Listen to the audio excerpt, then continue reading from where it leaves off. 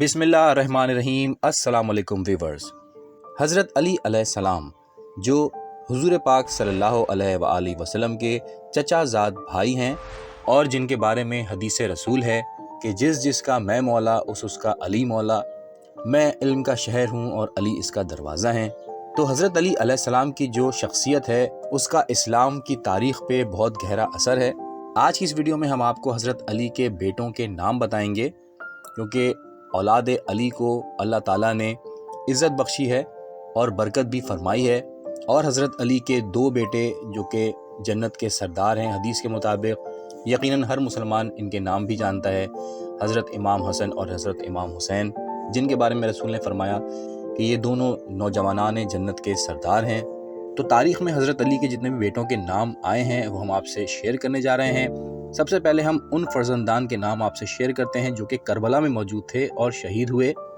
مجموعی طور پر 11 بیٹے حضرت علی کے امام حسین کے ساتھ کربلا میں شہید ہوئے، جس میں سب سے پہلا نام ظاہر ہے کہ حضرت امام حسین بن علی کا ہے۔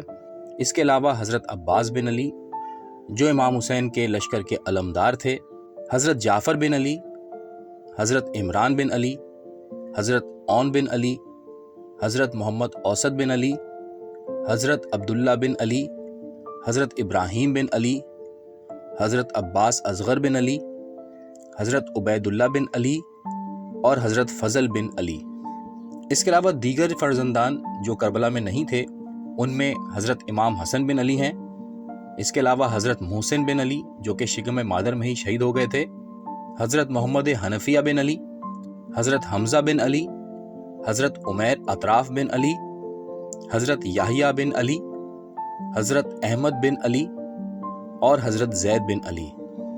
تو مجموعی طور پر تاریخی کتب میں حضرت علی کے ان 19 بیٹوں کے نام درج ہیں۔ تھمبنیل میں آپ نے دیکھا کہ 18 کا لفظ میں نے یوز کیا ہے، لیکن یہ 19 بیٹے بنتے ہیں کیونکہ ان میں حضرت محسن جو کہ دنیا میں آنے سے پہلے ہی شہید ہو گئے تھے تو ان کو انکلوڈ نہیں کیا، لیکن ٹوٹل یہ 19 بیٹے ہی بنتے ہیں۔